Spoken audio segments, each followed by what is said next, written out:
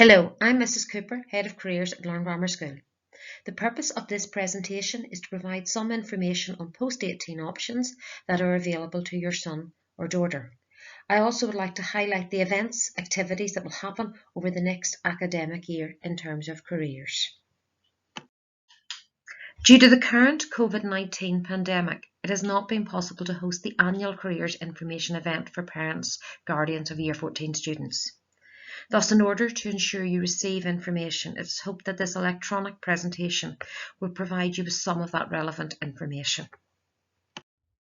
First of all, I want to outline the work that has been carried out in school already with your son or daughter. Preparing for this post-18 transition started in Year 12 and has continued in Year 13. On the screen, I've highlighted some of the information students have been provided with.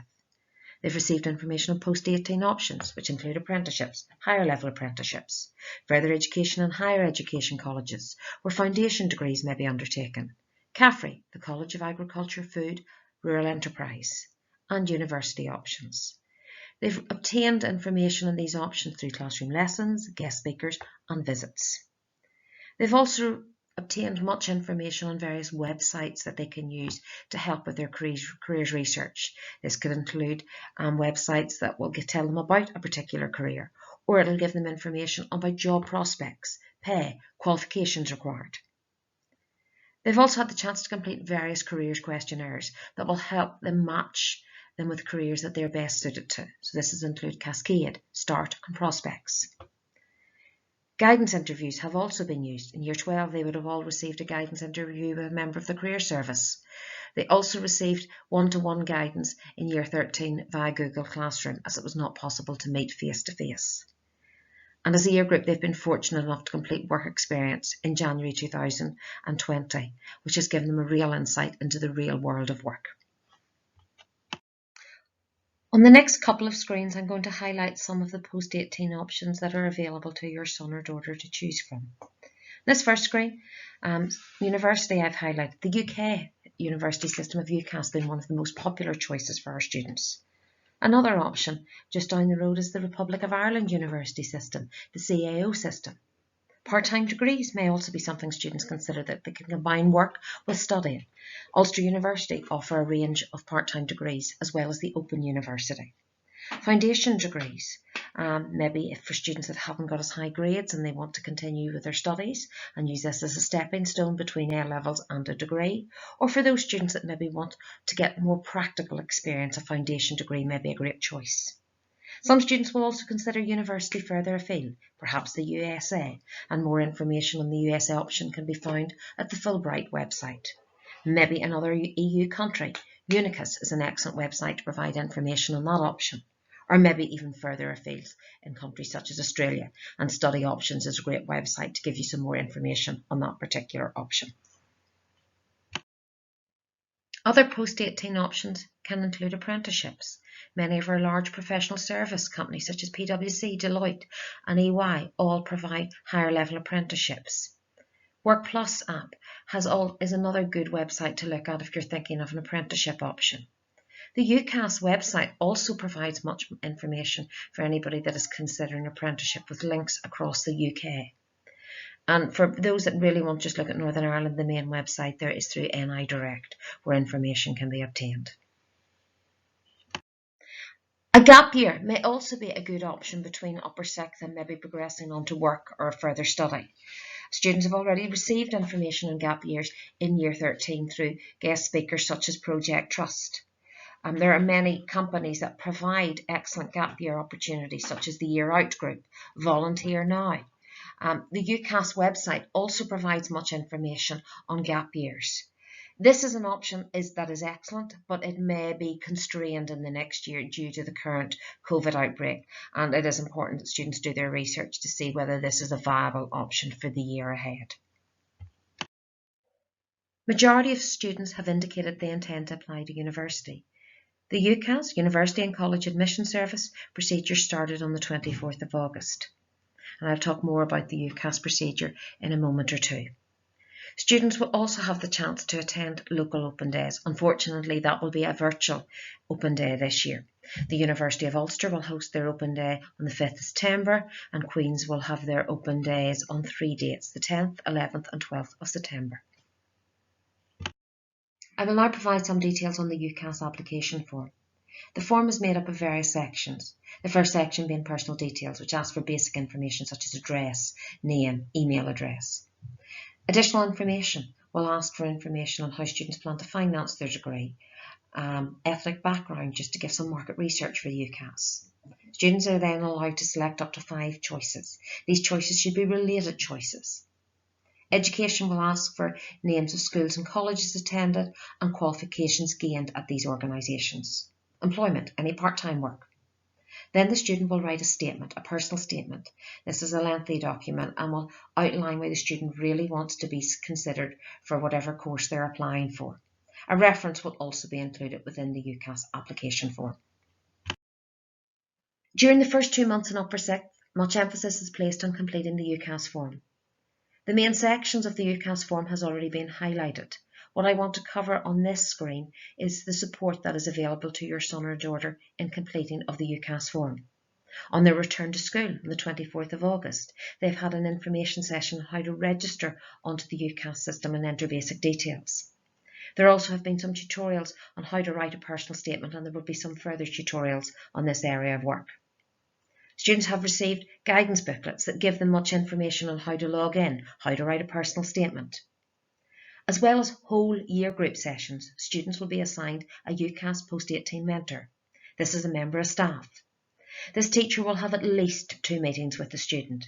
At the meeting, the mentor will provide feedback on the personal statement and give advice on how it may be improved. The mentor will also be the person who writes the reference. So during the meetings with the student, the mentor will also gather information to aid them in the writing of the reference. What the student needs to do. It's imperative that the student realises that they have the biggest role to play in this procedure. I've highlighted some of the key activities students need to complete. They need to have reached a decision on the courses they hope to apply for.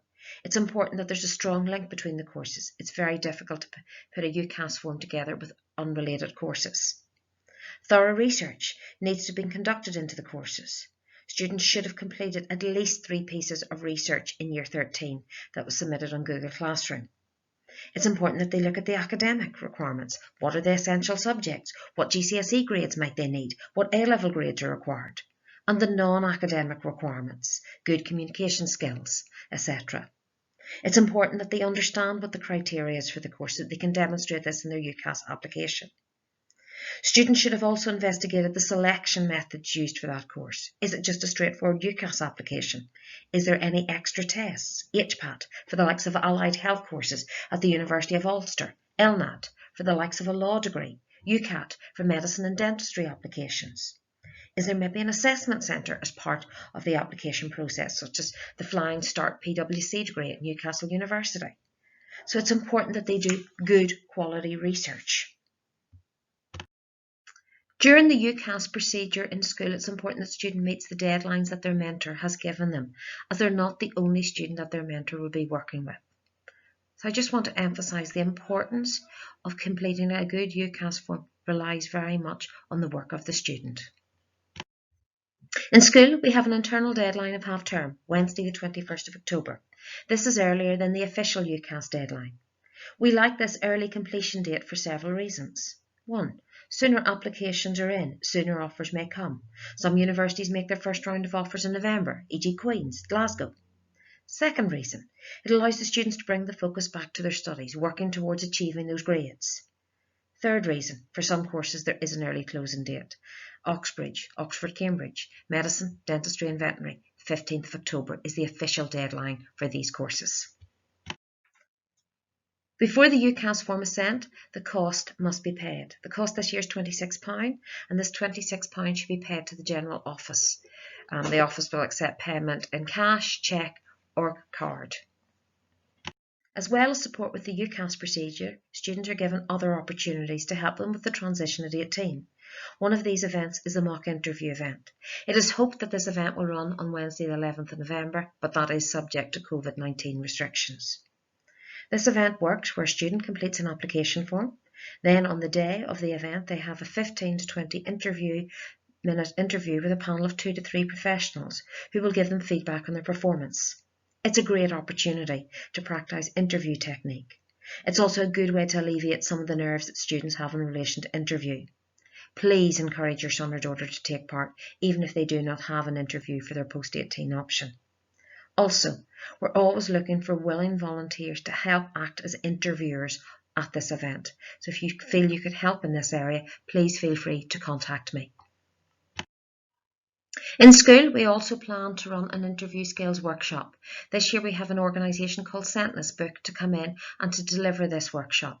This event will happen on Tuesday the 3rd of November, again subject to COVID-19 restrictions.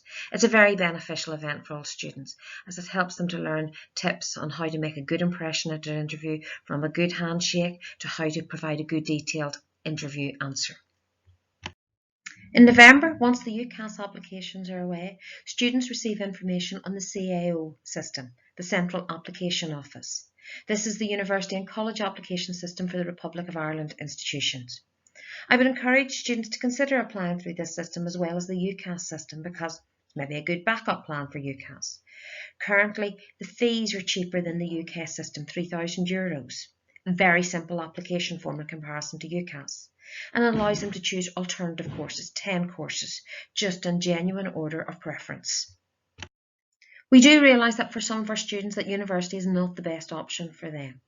Those students that are identified receive one-to-one guidance from a member of the career staff. They also can be referred to one of our local career service officers who can provide them with more guidance on alternative post-18 options.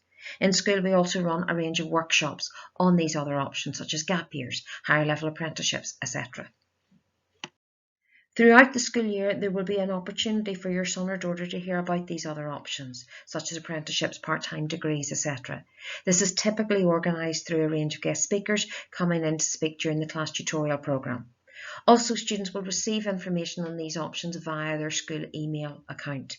Please remind students to check these emails regularly, as much important information is sent this way. Typically in March or April of the school year, students will receive student finance information and their student finance pack. They'll get details on the type of finance they're entitled to, and they will also receive the guidance booklets from Student Finance on how to complete the application form. Universities should have reached their decisions by the end of March in relation to the 5 courses students have applied for. At this point, students will then be asked to narrow these choices down to 2. A firm course, for the course they hope to do if they get the highest possible grades, and an insurance choice, which is a backup plan. Also at this time of the year, we give them some information as what will happen in August 2021, results time. Staff are available in school on the results day to give them support with what they hope to pursue next. What can you do to help your son or daughter? Ask them about their research. Check their research. Have they looked at all the criteria of their course and the selection methods? Encourage them to contact on universities' employers to find out any information that they might need. Attend open days, virtual open days. Ask them to research for job opportunities.